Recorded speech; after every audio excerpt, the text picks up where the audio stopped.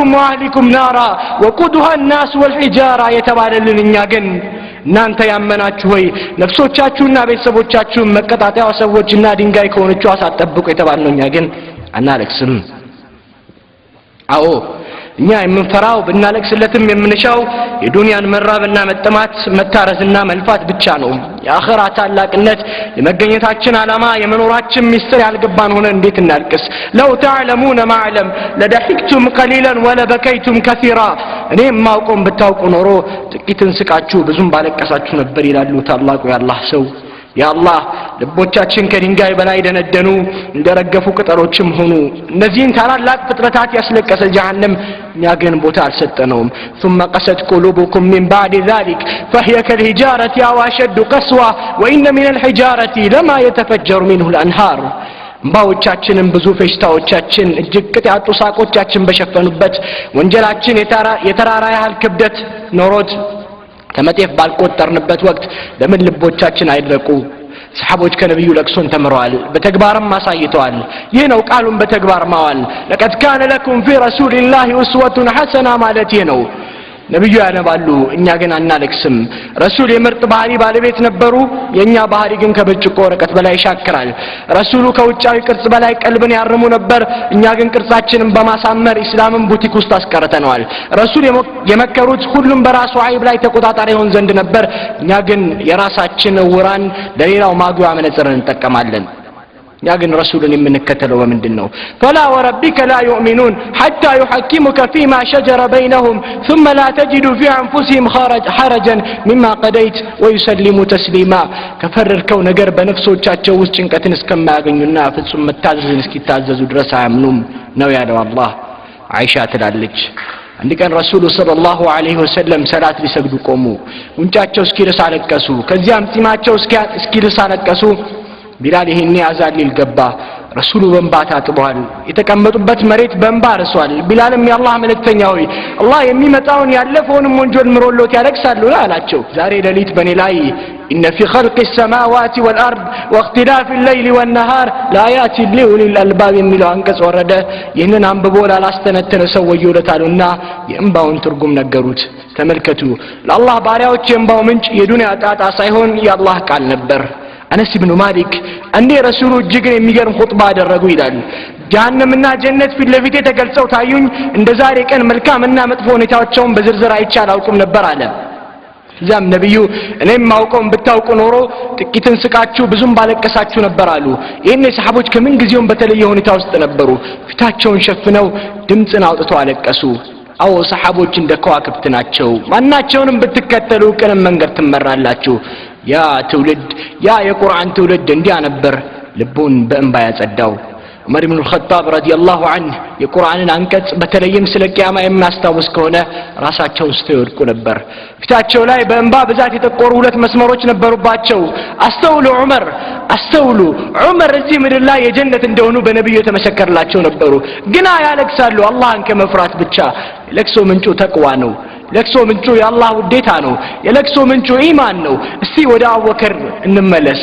አንድ ወቅት ከናንተ ውስጥ ቅርቢቱን ዓለም ወይም ዱንያን ከናንተ ውስጥ መጪውን ዓለም ወይም አኺራን የሚፈልግ አለ የሚለው ቁርአን አወረደ።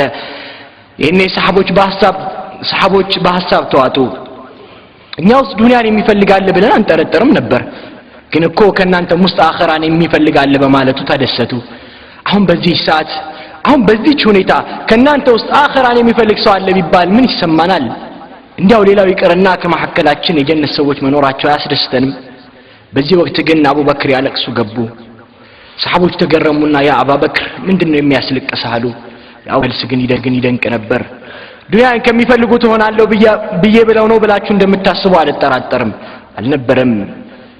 ይልቁንስ አቡበክር አላህ እኮ ያለው ከናንተ ውስጥ አኺራና ዱንያን የሚፈልግ አለ አለ እንጂ እኔን የሚፈልግ አለ አላለም በማለት መለሱላቸው። አዎ የሚወዱትን ፈጣሪ ከማየት በላይ ምን ያስደስታል? ያንን ላለመነፈግ አቡበክር ያነቡ ነበር። ዑስማንን የሚያስለቅሳቸው ደግሞ ስለ ቀብር መነሳት ነበር። አዎ ነብዩ ይላሉ አላህን ፈርቶ ያለቀሰ ወተት ወደ ጋቷ እስክትመለስ ድረስ እሳትን አይገባም። አላህን ፈርቶ ያለቀሰ ወተት ወደ ጋቷ እስክትመለስ እሳትን አይገባም። እስኪ ከዚህ በኋላ የማወሳቸውን ታሪኮች ልብ ብለን እናድምጥ። ያ ትምህርት የሰሃቦችን ብቻ ሳይሆን የደጋጎችን ቀልብ በሙሉ የገባ ነበር። እንደ ዑመር ኢብኑ አብዱል አዚዝ አንዴ የዑመር ኢብኑ አብዱል አዚዝ ኻዲም ሰላት መስገጃ ቦታ ሄዳ 2 ረክዓ ሰላት እንደሰገደች በዚያው እንቅልፍ አሸንፏት ተኛች። ስነቃም አንተ የሙእሚኖች መሪ ሆይ ወላሂ በጣም የሚደንቀን ነገር አየው፣ ዑመርም ትነግራቸው ዘንድ ጠየቋት። እሷም እሳት ባለቤቶቿን ልታንድ ስትንበለበል ከዚያም በላዩዋ ላይ ሲራጥ ሲዘረጋ አየሁኝ። ዑመርም በድንጋጤ ዋ ጥፋቴ በማለት ጮኸ። ከዚያ መከል የመጣ ሲራጥ ላይ ትንሽ እንደተጓዘ ወደቀና ጀሃነም ገባ። ዑመርም ዋ ጥፋቴ አለ። አከለም መጣ ማለፍን አልቻለም ጀሃነም ገባ እያለች ስታወጋ ዑመር ፍርሃቱ ጨመረ። ጥፋቴ በማለት የሚጮህ ጀመር። ከዚያም ሶስተኛው መጣ ማለፍን አልቻለም ወደቀ። በመጨረሻም አንተ ወደ ሲራጥ ስትመጣ ተመለከትኩ ብላ ንግግሯን ሳትጨርስ ዑመር ከመጀመሪያዎቹ ድንጋጤ አንፃር ራሳቸውን ስተወደቁ የምትነግራቸውን የማይሰሙ ሆነው አለፉ። ሲራጥን የወደቁ መሰላቸው። ኻዲሟ ግን ያ አሚረል ሙእሚኒን ወላሂ አንተ ግን ሲራጥን ስታልፍ ነው ያየው በማለት ደጋግማ ጮኸች። እርግጥም የሲራጥ ፍራቻ እንባ ብቻ አይደለም ራስንም ያስታል። ያ አብደላህ ወያ አመተላህ የታለምባችን ነብዩ ኹጥባ ሲያደርጉ ስለሚደገፉት ዛፍ ታውቃላችሁ። ነብዩ አንድ ወቅት ሚንበር ከተሰራ በኋላ ዛፉን ትተው ሚንበር ላይ ወጥተው ኹጥባ አደረጉ። ዛፉ የኔ ነብዩ ሰለላሁ ዐለይሂ ወሰለም ስለተለዩት ድምፅ አውጥቶ አለቀሰ። ነብዩ ከሚንበር ወርደው ደባበዙትና እዚህ ቀርቶ በጀነት ውስጥ ከኔ ጋር መሆን አትወድም ምን አሉትና አጽናኑት።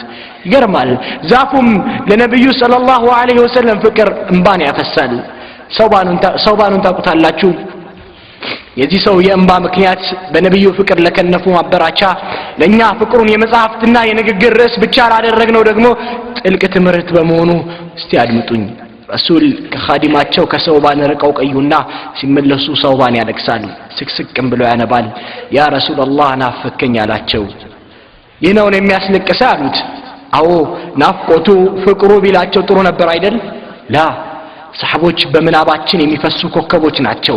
መልሱ በታሪክ መዝገቦች የወርቅ ቀለም ያሻዋል። የረሱልን ፍቅር ለተጠማ የሚያረካ ምላሽ።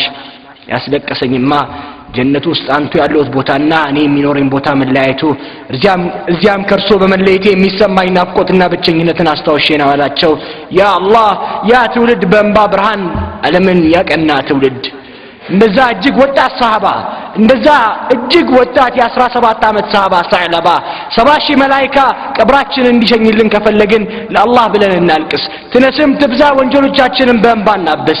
የማህሪ ጌታ ባሪያዎችንና ይህንን ዱዓ ማለት ለዚህ ትውልድ ግድ ይለዋል። اللهم ارزقني عينين حاطلتين تشفيان القلب بزرف الدمع من خشيتك قبل أن تصير الدموع دما. بسم الله الرحمن الرحيم ويخرون للأذقان يبكون ويزيدهم خشوعا ያለቀሱ በፊቶቻቸውም ወደቁ ይህንን ፍርሃትን ጨመረላቸው። ሱረቱ ልኢስራ። ሰላሙ አለይኩም ወራህመቱላሂ ወበረካቱሁ።